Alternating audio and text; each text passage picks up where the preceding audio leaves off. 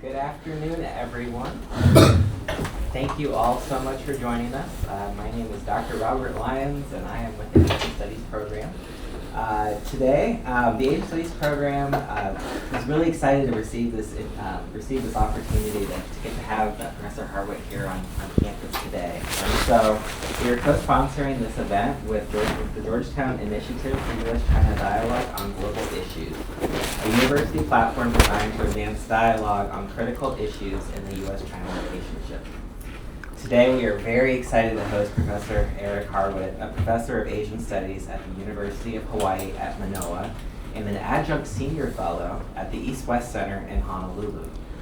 His research focuses on the political economy of industrial development in China, and he has previously written about foreign investment and trade issues in China's automobile, telecommunications, renewable energy, and other high technology industries. His publications include a co-edited book on China's globalizing internet and a monograph on China's telecommunications revolution. We are delighted to have him speak today on China's semiconductor industrial supply chain and American Western policy responses. Please join me in welcoming Professor Eric Harwit.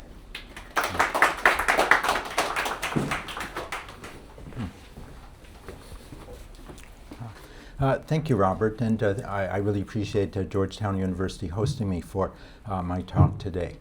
So as Robert said, my talk focuses on Chinese semiconductor sector industrial policy. So how is it the Chinese government has acted to encourage the industry to develop, and also how it's trying to wean itself from dependence on foreign technology.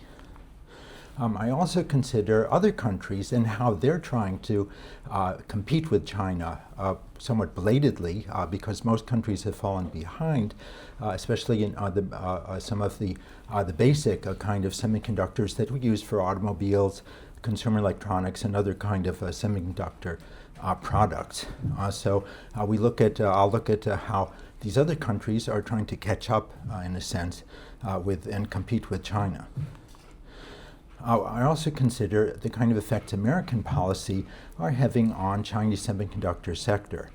So these include things like export controls that I'll talk about a little bit later in the talk, and also, again, what are American and other countries, including Europe as well as Japan, what are they doing to develop their own competitive edge?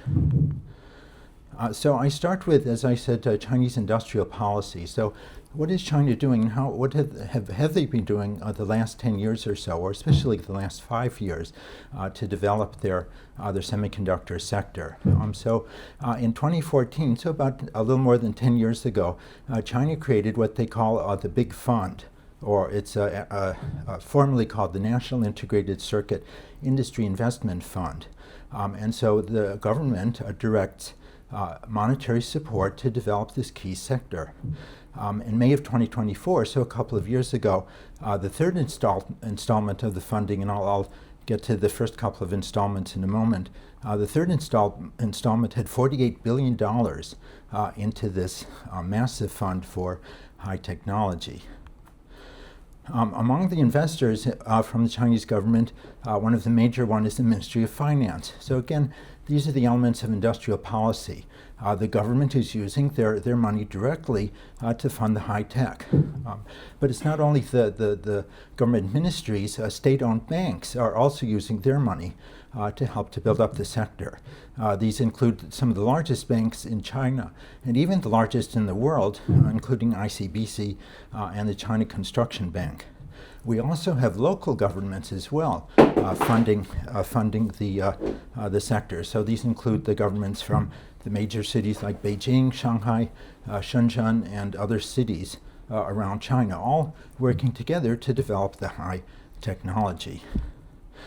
This big fund's first round, about 10 years ago, raised $19 billion from the central government, the banks, and also some of the state-owned companies. The second round in 2019 raised about $28 billion. And then, as I said, this third round raised about $48 billion. So around $100 billion all the way up to 2024.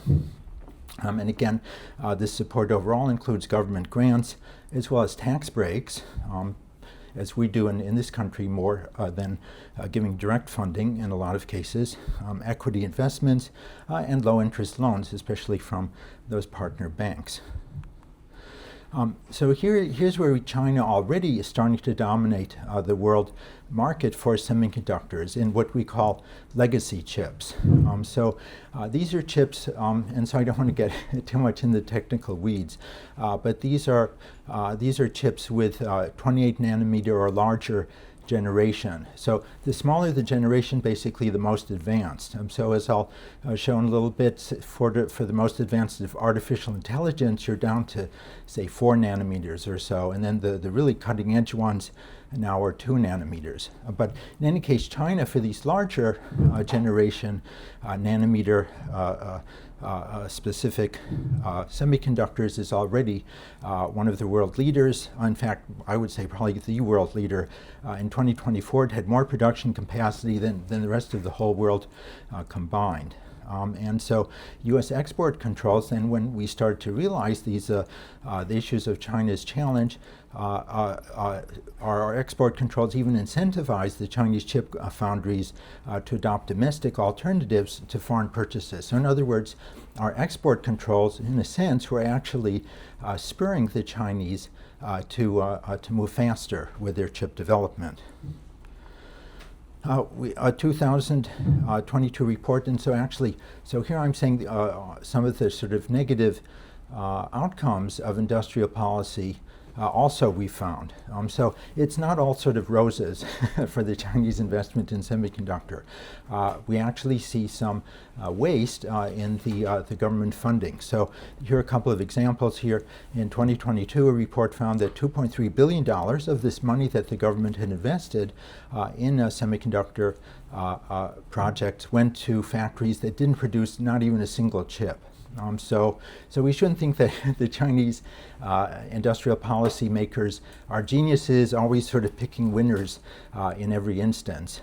So I have some examples here from 2019 to 2022, 6 new major chip building projects, including the ones I list here, Wuhan Hongxin Semiconductor Manufacturing, and another one, Trenxian Integrated Circuit Manufacturing in the city of Jinan.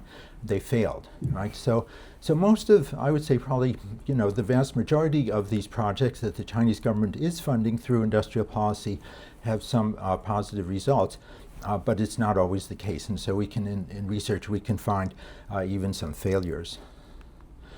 But, so getting back to the rosy side of the equation, we do see some Chinese companies becoming world leaders. And so usually the case that is the target of American wrath for Chinese dominance is the company Huawei, one of the biggest Chinese tech companies in the country, in fact, even a world leader already in this kind of high-tech manufacturing.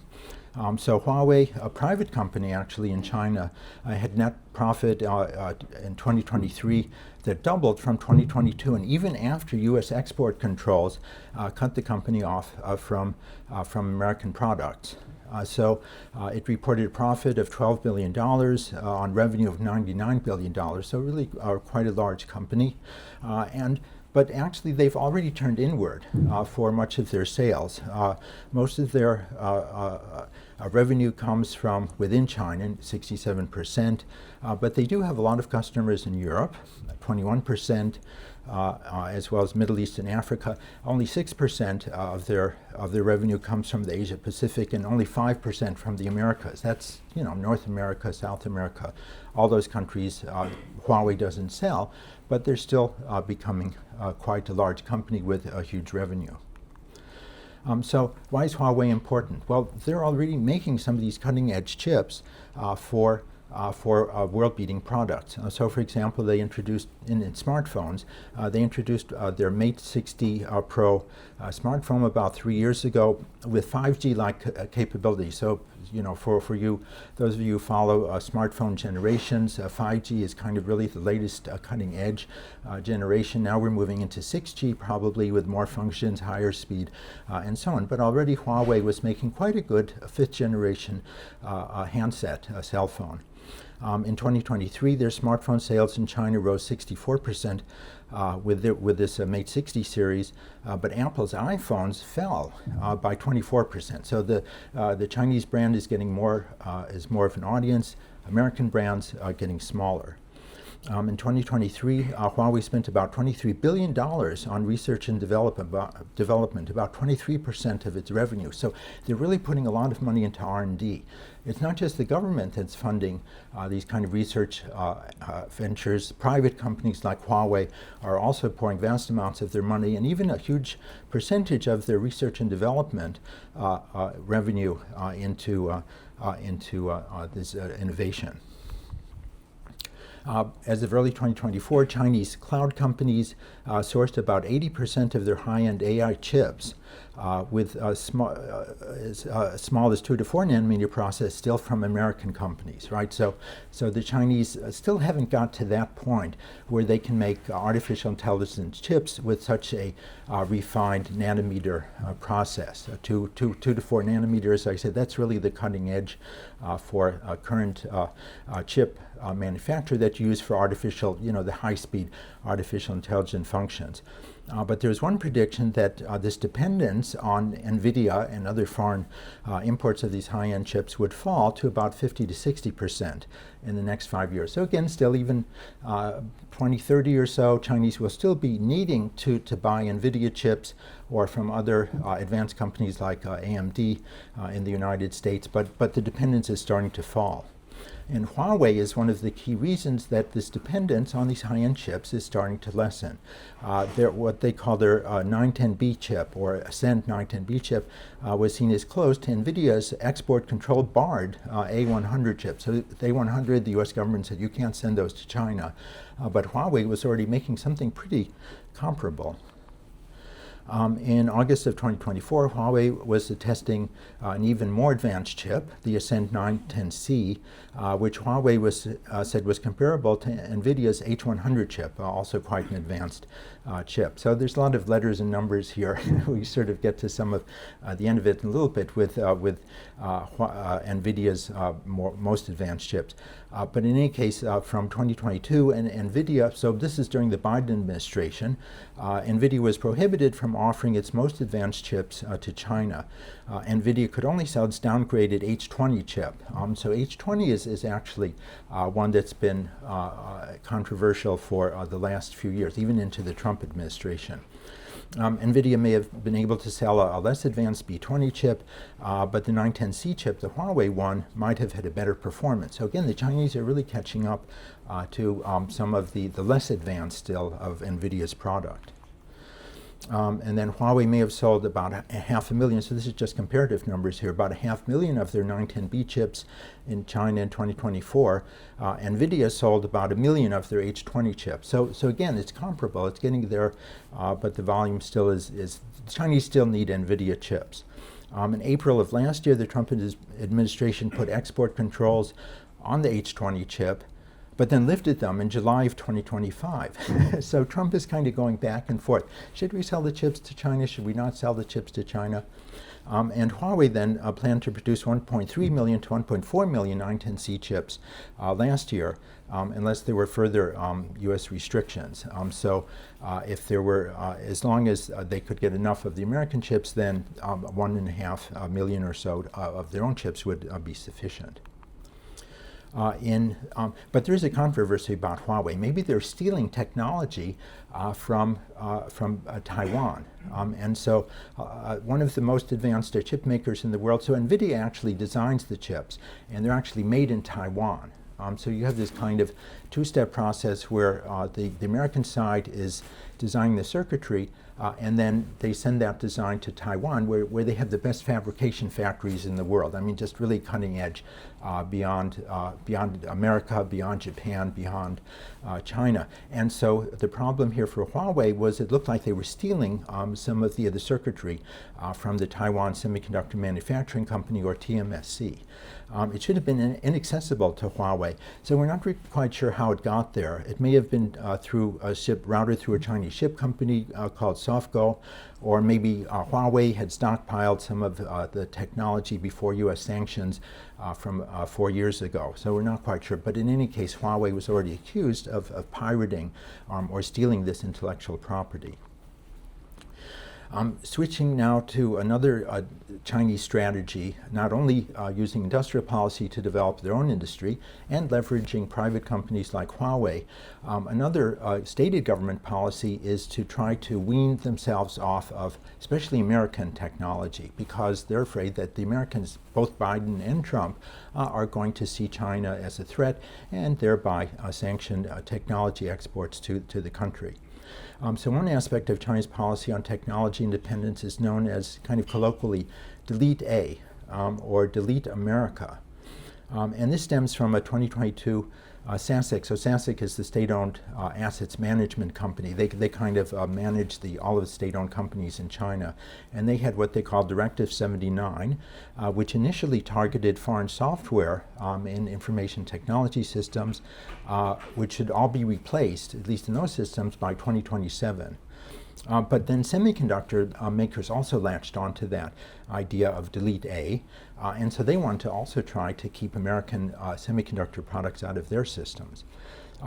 Their catchword for this process was localized technology, or Xinzhuang in Chinese, or for information technology innovation. Excuse me. So in early 2024, the Ministry of Information and Technology directed telecom carriers. So this was kind of the first step. So, the telecom carriers, there are only 3 major ones in China that are state-owned companies where you get your mobile phone service. So those companies were directed to phase out foreign semiconductors from the whole system by 2027. And so here we see American companies losing, right? They're being deleted, delete A. The biggest foreign losers would be American chip makers, so in this case Intel and Advanced Micro Devices, AMD. So they don't make Nvidia is making these, mostly the AI very advanced chips, but Intel and AMD are making the ones that you would use in the telecom sector system.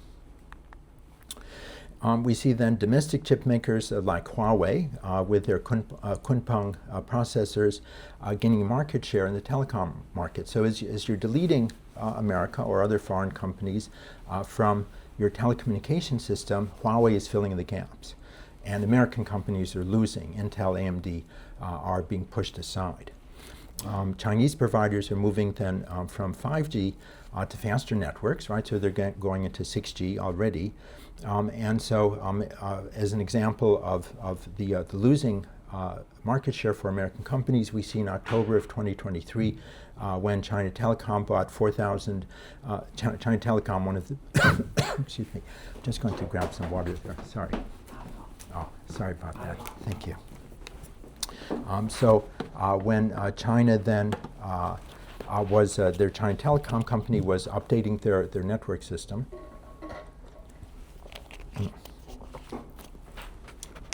that 53% of their servers, their AI servers, were powered by Intel's CPUs, but the rest were Huawei Kunpeng processors. So again, Intel is losing out. Huawei is gaining market share through this industry, through this key technology sector of telecommunication. So in March of 2024, the Chinese government provided guidelines for government agencies as well as state-owned enterprises, so the non-private sector basically in China, that they should only purchase laptops, that they should they had guidelines then for their state-owned and government agencies to purchase laptops and desktop computers, or they had guidelines for the ones that had Intel and AMD chips.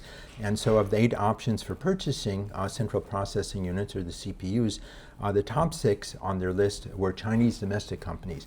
And so Intel and AMD were still allowed, but were these unfavored vendors here. So again, the Chinese companies are being favored here.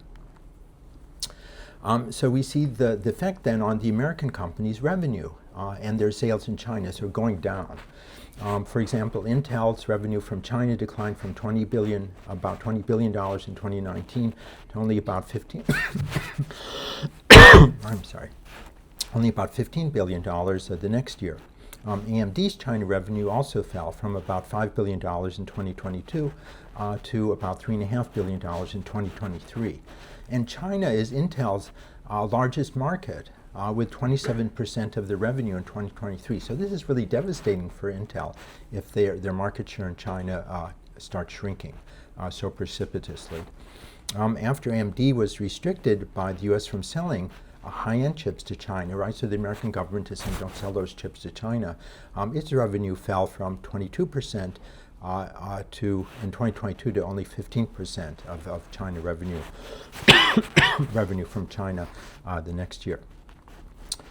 Now to look at Nvidia, right? So Intel, AMD, they're kind of losing market share, especially because they don't have these high-end chips that China needs. But they need Nvidia chips, right, for their artificial intelligence. And kind of important, Nvidia's Jensen Huang, the head of the company, on January 20th, 2025, right? So remember January 20th, 2025, who was standing with President Trump, right? Tim Cook from Apple, Jeff Bezos from Amazon, right? All of these high-tech company leaders. Jensen Huang was in Beijing, right? So where's his interest lie, right? He's more interested in making sure that he can solidify his market in China rather than cozying up necessarily to the newly inaugurated President Trump. Sorry. So Jensen Huang is clearly committed to the Chinese market. Nvidia would keep selling chips within China, within China's export control limits. So the U.S. puts these export control limits on Nvidia, and Nvidia makes them just a little bit less advanced than the limits so that they can keep selling into China. And so Jensen Huang knows this. The U.S. government sets the limits, but Nvidia gets as close as they can so that they can keep their market share in China. Nvidia says it's better to have the Chinese customers paying the company billions of dollars and staying hooked on its chips instead of finding a Chinese alternative, right? So instead of deleting Nvidia, then they keep them and keep them hooked. And even the I'm sorry. Even the Commerce Secretary Howard Lutnick in the Trump administration echoed this in July of last year, saying you want to sell the Chinese enough that their developers get addicted to the American technology stack. So it's this kind of idea that, okay, we're going to keep selling the advanced technology to the Chinese to keep them from developing their own technology capabilities. For Nvidia, China has historically contributed about 20% of their sales revenue. So China is a major component in Nvidia's sales. In 2023, it sold about $1 billion of chips to China. That, as I said before, just fell just below the thresholds of the American government oversight. And the share of Nvidia's revenue, I'm sorry, their share of their revenue gained from the China-Hong Kong region, though it still fell over the last couple of years, or from 2023 to 2024, from 21% in October of 2023 to only 12% in October 2024. And also even in Taiwan, it fell from 24% to 17%. One kind of interesting aspect to NVIDIA's work with China is that NVIDIA currently has about 4,000 employees in China. So a big sector of their workforce actually resides in China. And there were reports that Chinese companies were trying to hire away the NVIDIA employees, probably to maybe even steal some of their technology. But they've offered them executives and engineers salaries even double of what they're getting from NVIDIA. But NVIDIA is pretty good at keeping their employees. Fewer than 0.9% of the company employees in China left, compared to a global average of 2%, which is also still quite low. So from 2022, NVIDIA sold its A800 chip only in China, right? So kind of just for China chip, right? Export compliant, right? As long as you're within the government administration's rules, then you can keep selling these chips. And then they sold the H800 for China, an adaptation of their advanced H100 chip. So a Chinese AI company that was in the news recently is DeepSeek. And so maybe you heard about how DeepSeek is even kind of competitive with some of the American AI companies for their capabilities. So DeepSeek in last year, or in the last year or so, used about 2,000 of these H800 chips from Nvidia to train its AI chatbot model, and eventually had about 50,000 of these Nvidia chips, including H800s, H20s, and even some of the banned H100s. So they're using their artificial intelligence, training it using these very advanced Nvidia chips, right? So you really need Nvidia for your artificial intelligence, and the Chinese know that, and they're even procuring some of the banned ones for a company like DeepSeek. The U.S. government under the Biden administration was critical, at least for a while, of Nvidia. In 2023, the then Commerce Secretary Gina Raimondo criticized Nvidia for selling these modified chips, but later she kind of adopted the Howard Lutnick kind of idea that, okay, well, Nvidia is a good citizen, and it's important to allow the company to compete globally. So again, it's waffling. Should we sell chips to China? If we do, they're going to catch us. But if we don't, they won't. They'll develop their own chips, right? So, what do you do, right? We just keep, even the Trump administration, as we'll see, is waffling back and forth. Nvidia, following license requirements for the A800 and H800, Nvidia introduced the compliant H20. The H20 the last year or so has been the one that's been talked about most by the Trump administration, which was actually better than what they were selling, the H800, which was approved. In late January of last year, some members of Congress, so we've got the new Republican administration, called for possibly banning the H20 chip going to China. By the middle of July last year, the Trump administration said, okay, yeah, you can have H20 exports to China. So Nvidia avoided a loss of up to $5.5 billion in sales because of that. The Trump administration also said AMD, which makes also quite advanced chips, they were cleared to resume their sales to China of its MI308 artificial intelligence chip. And these developments came as part of a trade agreement with China, right? So maybe you remember a lot of the Trump administration's negotiations with China over rare earth magnets, right? Rare earth elements. So with the U.S. Would get the rare earth magnets, and China would then get these more advanced chips. And the Commerce Secretary Howard Lutnick claimed the U.S. still was not selling China, quote, our best stuff, right? So they're not getting really the best stuff, but still pretty good. And the Chinese then, they started to get suspicious, and they thought, maybe Nvidia is putting in some kind of spyware into these chips. Maybe that's why the Trump administration is allowing them. So in late July of last year, China's Cyberspace Administration that checks for these kind of things expressed to Nvidia representatives suspicions of tracking and positioning functions in the H20 chips. And the Chinese government office stated, recently Nvidia's computing chips were revealed to have serious security issues. So it's not clear whether the Chinese are maybe really actually finding something that might be some sort of spyware. I don't think that's the case. Maybe they're trying to avoid being hooked on the chip. So if they import too many of Nvidia's products, then maybe that'll slow their own development of their own advanced chips. And then finally, in December of last year, President Trump said Nvidia could sell its H200 chips to China, even more advanced, with 25% of the revenue of the sales. So Trump's always making these deals. 25% of the revenue of Nvidia's chips revenue was supposed to go to the U.S. government. So, okay, Nvidia, you can sell your chips, but we get our cut. All right, which is kind of weird when you have a president who's sort of against industrial policy, but he's asking a private company to chip in for the American government revenue. And AMD and Intel were offered similar kind of terms. And yeah, I'm sorry, this is the last part on Nvidia here. Their H200 chips using a 4 nanometer process. Remember, so we're going down and down closer to the most advanced chips. 4 nanometers chips are 6 times to 13 times more powerful than this controversial H20 chip, and are designed specifically for artificial intelligence training. They're also 1.5 to 2 times more expensive than the H20. But they're maybe two generations behind the currently most advanced Nvidia's chips, which are the Rubin series. Rubin chips actually haven't even been introduced yet.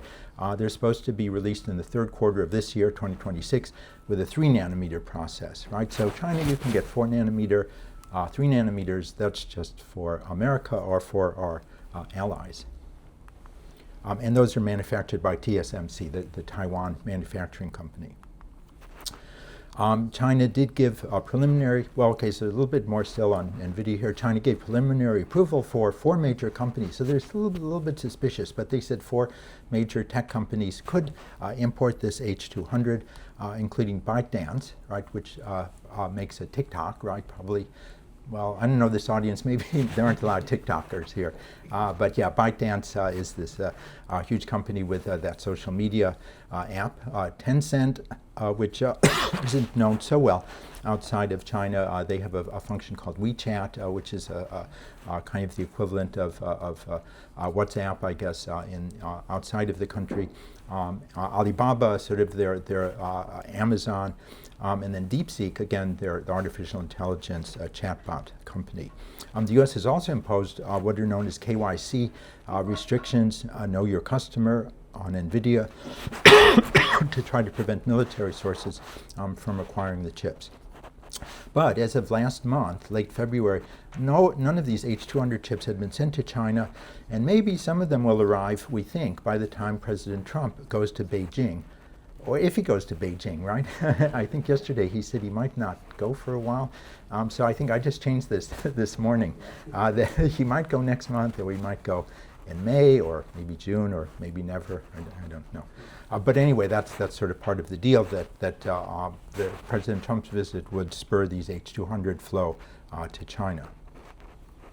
This chart here, so this is from actually the Wall Street Journal. I didn't put this together, but this kind of shows the performance of the best AI models according to what's called the Epoch Capabilities Index.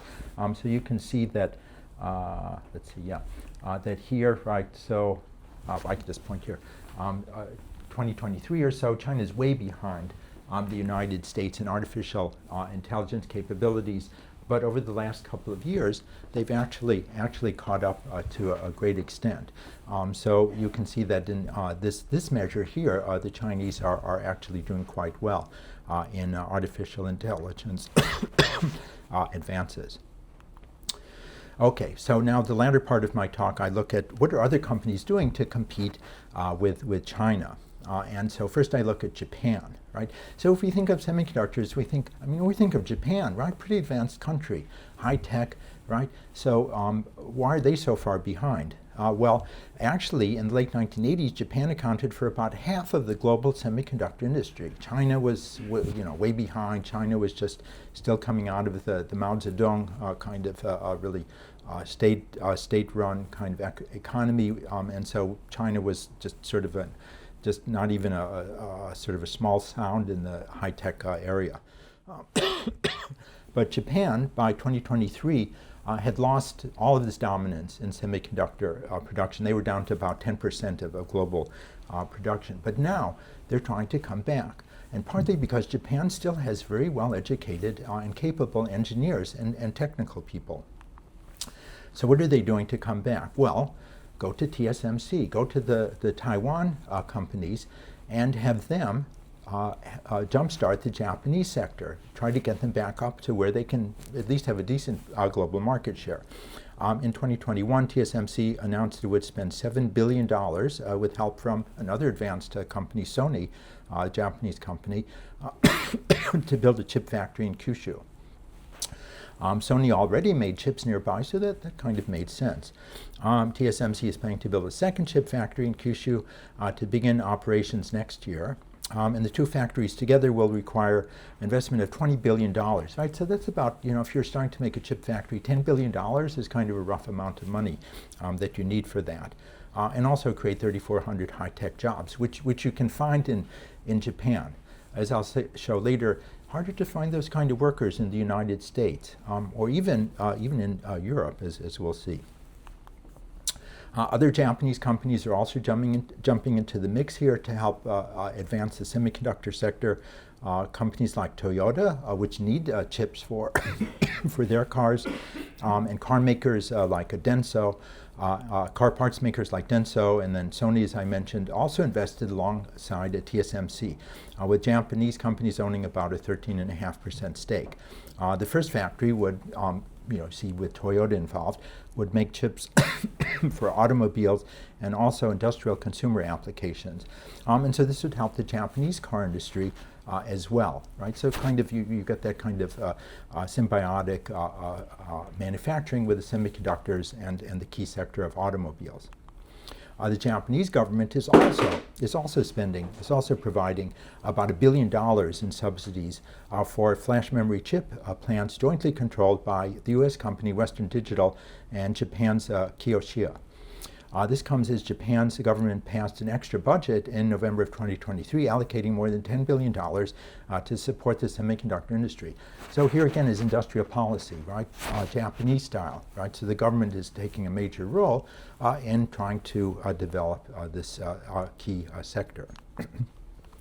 One of the other more advanced production facilities is known as Rapidus.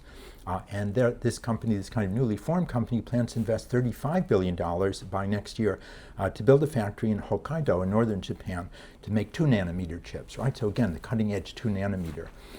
The U.S. wants to see this kind of global diversification in chip manufacture.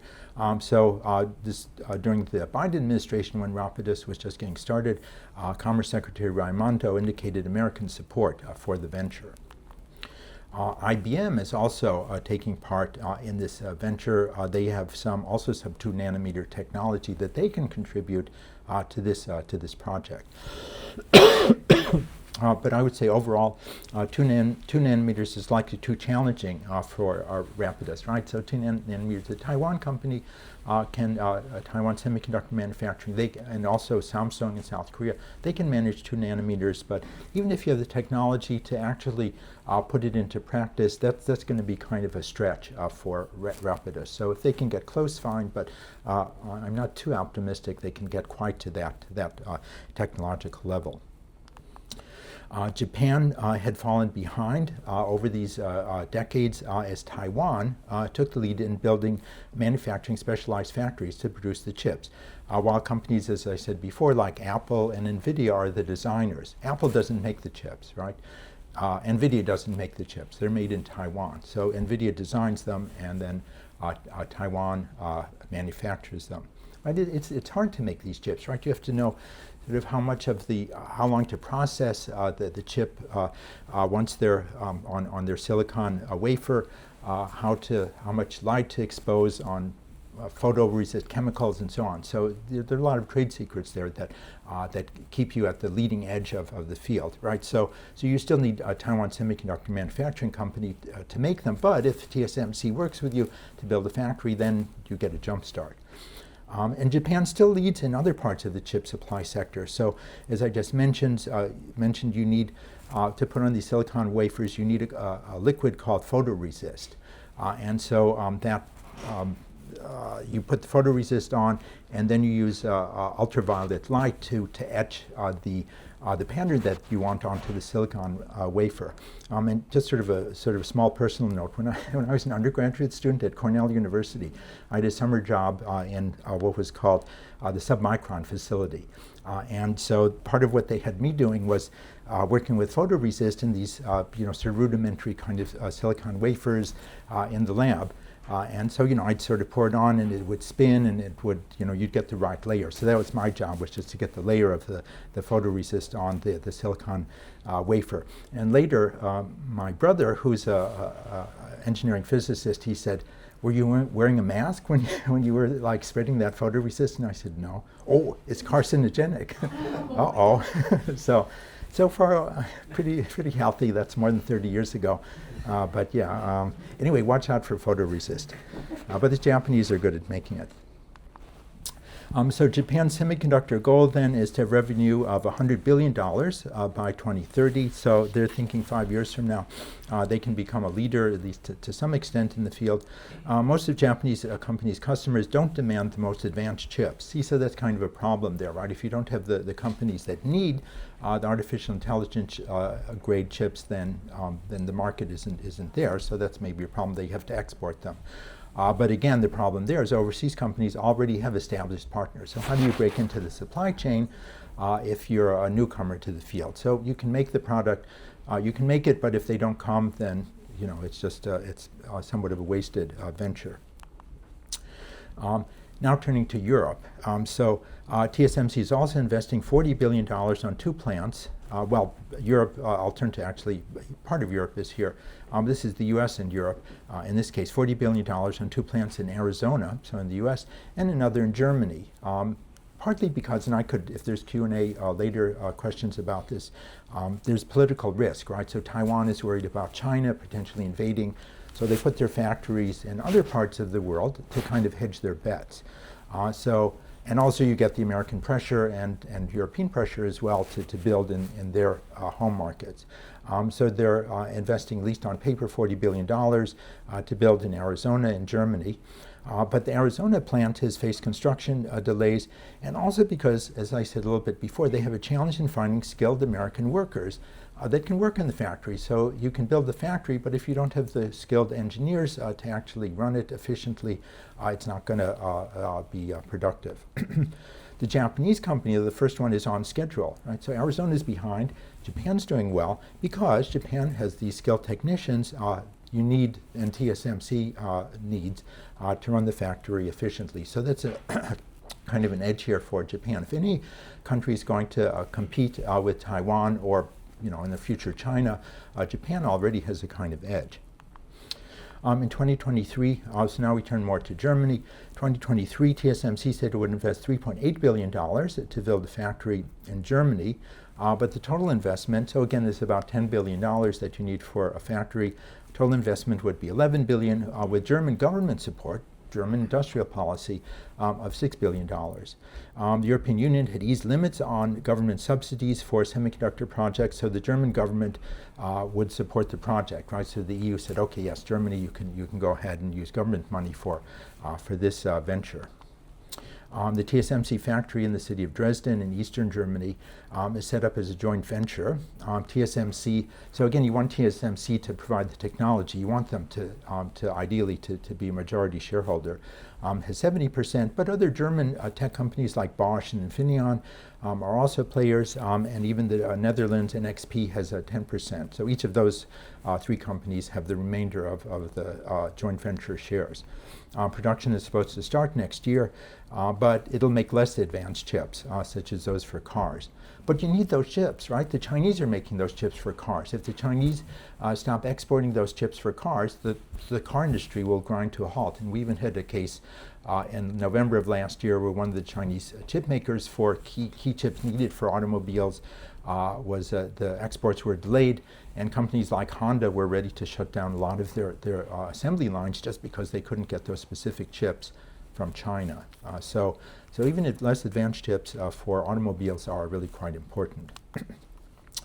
So this company then in Dresden started seeing its construction in August of 2024. But as in the US, the company faces challenge in finding skilled workers. So that's, this other, you can have lots of money. If you don't have the workers to run the factory, it's not going to fly. The German government, though, also pledged in 2023 to pay $11 billion to support another large investment of $33 billion by Intel in eastern Germany's Magdeburg. This was one of the biggest foreign investments ever in Germany. So Germany is pretty intent on developing this high-tech sector. And the EU wants to double its share of the global semiconductor market to reduce its dependence on outside suppliers, such as those from China, right? So China is trying to delete America, and Europeans are trying to reduce our dependence on China, especially for these legacy chips, especially for the ones for cars and consumer products. And then finally in Europe, we have ASML. So they're the ones that make, so there's sort of three levels to making the chips. You design the chips, you make the chips, but then you need the machines, key machines that can actually make them the chips. So in TSMC in Taiwan, they depend on this Dutch company, ASML, which makes the most advanced what they call extreme ultralithography machines. So these are the ones that use the ultraviolet light to etch the chips using that carcinogenic photoresist into the chips, right? So that's another thing that you need. And so the Netherlands, the Dutch, they're not sending their best best machines to China. If China could get those machines, that would really jumpstart their ability to make these most advanced chips. The SML chief executive, Christophe Fouquet, said in 2025 that China is still far behind in manufacturing the cutting-edge chips, right? Partly because they don't have the ASML machines. Still, ASML does sell their less advanced machines to China. It's the third largest market for the company and accounts for about 20% of its current order backlog. In January of last year, the Chinese Vice Premier Di Xuexiang met with the Dutch Prime Minister Dick Schoof. Trying to, can we get more advanced machines from ASML? But if the Dutch export controls are relaxed, it could benefit ASML, right? They could sell more machines to China, but on the other hand, it could exacerbate global political tensions, right? So the Americans would say, don't sell that stuff to China. And ASML is saying, well, we want more market share, we want to sell more machines. So again, it's that kind of tug of war there, security versus profits. And then finally, in the U.S., we see that the U.S. CHIPS Act, right, one of the signature, I think technically it's called U.S. CHIPS and Science Act, but one of the signature laws under President Biden allocated nearly $53 billion in this CHIPS part of the act, and TSMC and Samsung each got more than $6 billion from the incentive grants for their projects in the United States. So the U.S. Is trying to bring in the advanced chip technology through our industrial policy, right? So Biden was accused of being an industrial policy president, and the CHIPS Act represented part of that. TSMC was, at least on paper, investing more than $65 billion to build those factories in Arizona. Samsung was also supposed to invest about $45 billion to invest in Texas. But the program's success came into doubt because it's not clear if all the promised chip factories will be fully built out, right? So again, they can't find the workers, and so we're not clear whether they're actually going to build those facilities. TSMC and Samsung are expected to keep their most advanced chip production back home in Taiwan and South Korea anyway, right? So they'll build enough that advanced that it appeals to the American market and workers can get jobs. Are they most advanced chips from TSMC? No, right? They're keeping that in Taiwan and South Korea for themselves. And TSMC's decision, again, as I said before, was based on the practical difficulties of moving the most advanced chip making to the United States rather than political considerations. So not only finding the workers to run the factory, but even building the factory itself. Those were problems they faced in their initial steps, even with the CHIPS Act fund to go ahead with their projects in the United States. CHIP Act grants have focused still on cutting-edge chip factories that require, as I said before, tens of billions of dollars of capital outlays. And so ideally, the U.S. sharing these cutting-edge chip manufacture. Remember, we don't make the most cutting-edge chips. It's 0% still. Would grow from 0 to 28% within a few years. TSMC sought $15 billion from the Biden administration to build its 2 chip factories in Arizona, but it was concerned about U.S. rules requiring the company to share profits and information about the operations. Again, they want to keep the most advanced knowledge to themselves. And so there was some back and forth with the Biden administration. TSMC would give no more than $4.5 billion in cash out of its commitment to invest $40 billion. So $40 billion sounded like a lot, but okay, cash, but the rest of it is sort of in technology or know-how or other things that they valued at many billions of dollars. Overall, the U.S. Share of chip manufacturing fell from 37%, so we've also, like Japan, fallen far behind in global leadership. In 1990, we made 37% of the chips, so again, these less advanced chips, in many cases, to only 12% of global chips 6 years ago. And so with the CHIPS Act and foreign investment from companies like TSMC, we hope that by 2030 that our share can go back up to at least 20%.